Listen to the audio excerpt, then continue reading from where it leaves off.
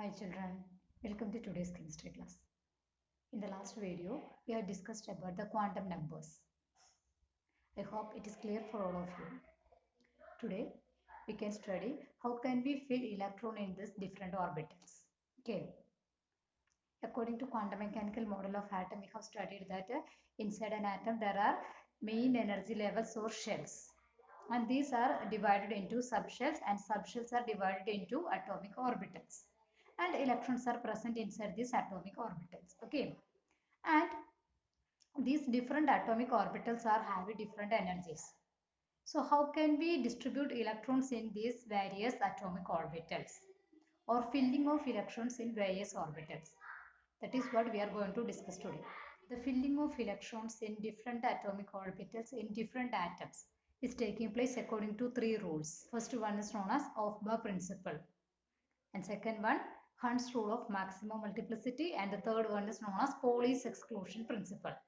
So by following these three rules, the electrons are arranged in different atomic orbitals in different atoms. Okay, so we can discuss about these three rules in detail. First one about Aufbau principle. Aufbau means, it is a German word, means building up. So the atomic orbitals are building up with electrons. So the filling of different atomic orbitals with electron is taking place according with this Aufbau principle. And Aufbau principle states that in the ground state of an atom, the orbitals are filled with electrons in the increasing order of their energy. That means the electrons are entering into the orbital which is having lowest energy. After filling that lowest energy orbital, it is going to the next higher energy orbital. So the orbitals are filled with electrons in accordance with the increase in energy of these different atomic orbitals. Okay, that is Aufbau principle. Now, how can we identify which is the orbital having lowest energy? In order to study that, there is a rule that is known as N plus L rule. So using this rule, we can find out which orbitals are having lower energy and which orbitals are having higher energy. So now we can study about that N plus L rule. Okay.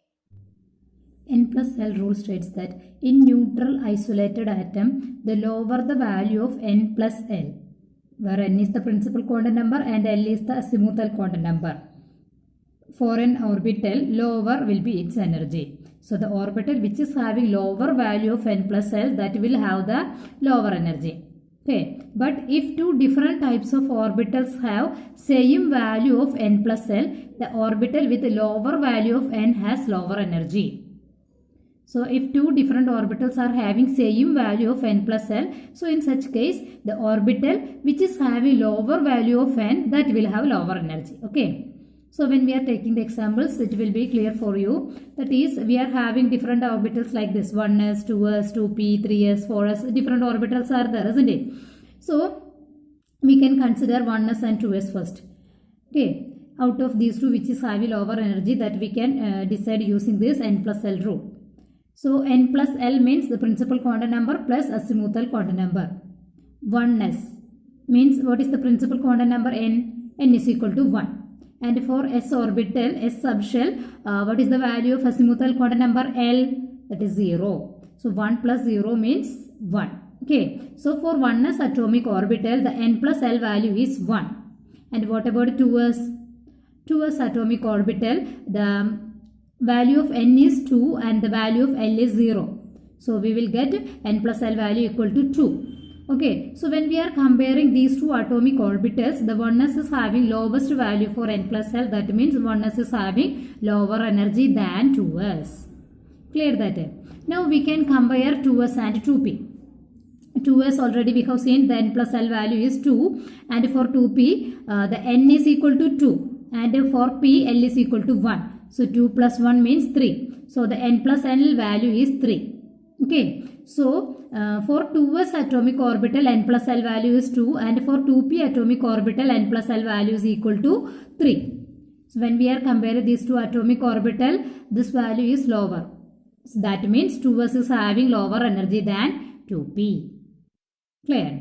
Now when we are comparing 2p and 3s, the N plus L value of 2p is 3 and that of 3s is again 3. That is, N is 3 and L is 0. So here also the N plus L value is 3. 2p and 3s are having same value for n plus L. So in such case, which will have lower energy? So in such cases, we have to consider the value of n. Here the value of n is 2 and here the value of n is 3. Out of these two orbitals, this orbital is having lower value for n. So this orbital is having lower energy than 3s. Okay. Here both are having same value for n plus L, but the lower value of n for 2p orbital. So this 2p is having lower energy than 3s. I think it is clear for you. Now when we are considering 3s and 4s, which is having lower energy? N plus L value of 3s is 3 and that of 4s is 4. So 3s is having lower energy, isn't it? Then when we are comparing 4s and 3d, which is having lower energy? The n plus L value of 4s is 4 and that of 3d is 5. So we can tell that this 4s is having lower energy than this 3d. Okay. So then 3d and 4p, we are combining 3d and 4p. So both are having same value for n plus L. So which is having lower value? In such cases, we have to check their n values, principal quantum number. The orbital which is having lower value for n, that will have lower energy. So here the n value is equal to 3 and here that is 4. So this 3d is having lower value for n. So 3d orbital is having lower energy than this 4p. Okay.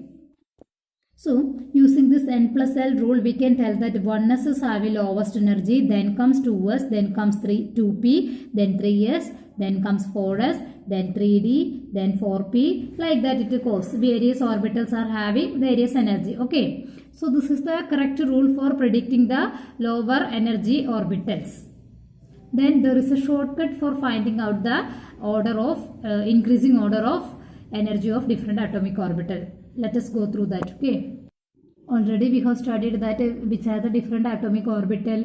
In the first energy level only 1s. Okay. Then second energy level 2 subshells are there, 2s and 2p. Then in the third energy level 3s, 3p, 3d. Then in the fourth energy level 4s, 4p, 4d, 4f. Then in the fifth energy level 5s, 5p, 5d, 5f, 5g, like that it goes, isn't it? So these are the different atomic orbitals present in an atom. So these atomic orbitals we can arrange like this. Okay, that is, first we have to write 1s. Okay, in first energy level only 1s is there, so we have to write only 1s here. Then below that we have to write 2s. And in the second energy level we know that 2p also there, so that 2p we can write here. Then in the third energy level 3s is there, 3p is there, 3d is also there. So that we can arrange like this. Then in the 4s, fourth energy level we are having 4s, 4p, 4d and 4f also. Then in the fifth energy level we are having 5s, 5p, 5d, 5f, 5f, then 5g also there. Okay.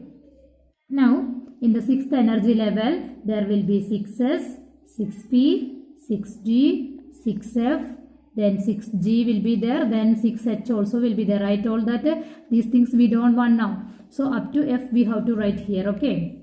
Then in the seventh energy level there will be 7s, 7p, 7d, 7f. Only up to this much we have to study. So up to this much only you have to write. Okay. So like that we have to arrange the different atomic orbitals present in an atom. Then what we have to do? We have to start from here. We have to draw an arrow. This means this 1s is having lowest energy. Then again we have to go to up. Then comes 2s. Then again we have to go up 2p. Then comes 3s. Okay. So this is the order. 1s. Then comes 2s. Then 2p. Then 3s. Then 3p. Then 4s. Okay. Then comes 3d. Then 4p.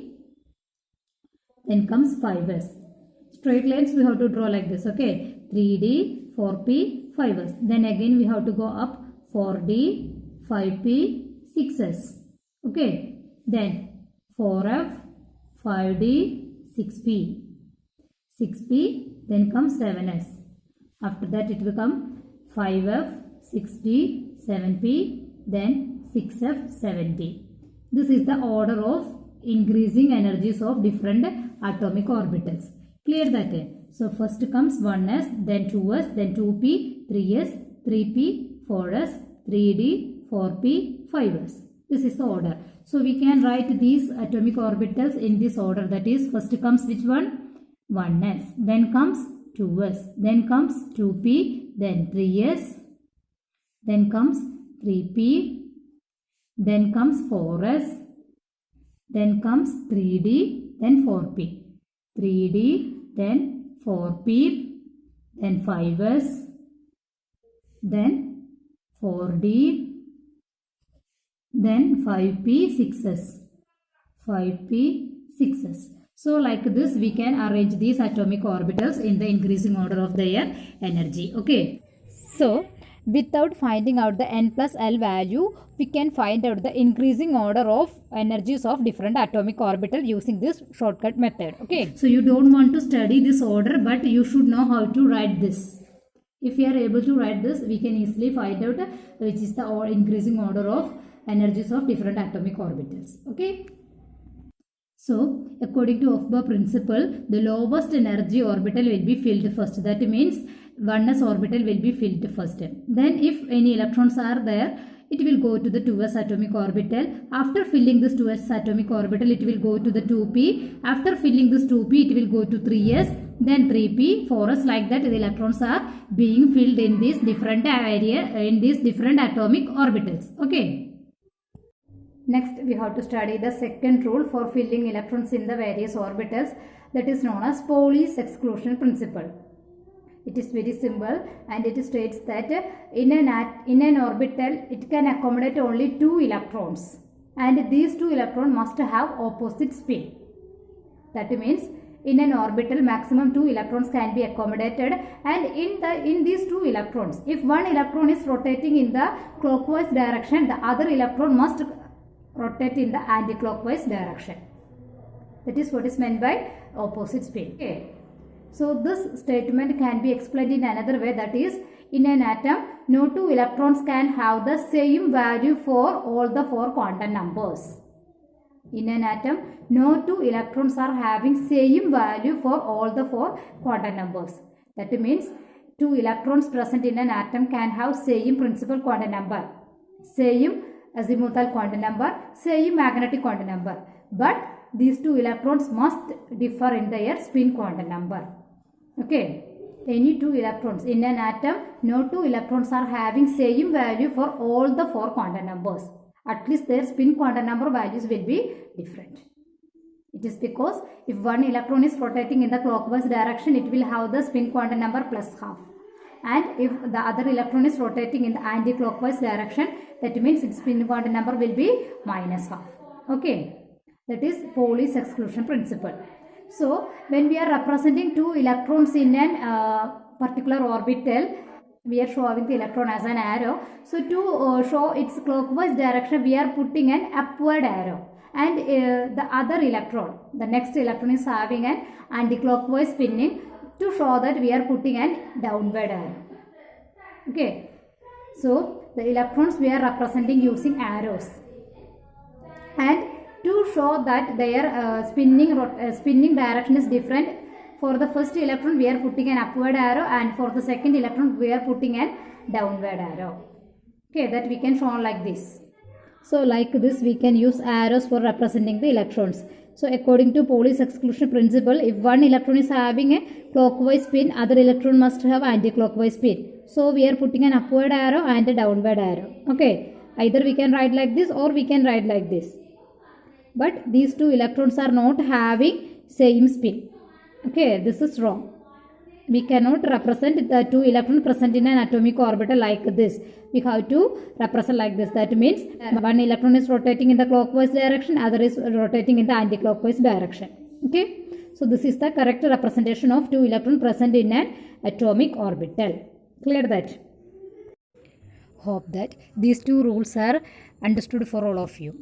About the next rule, we can discuss in the next video. Okay.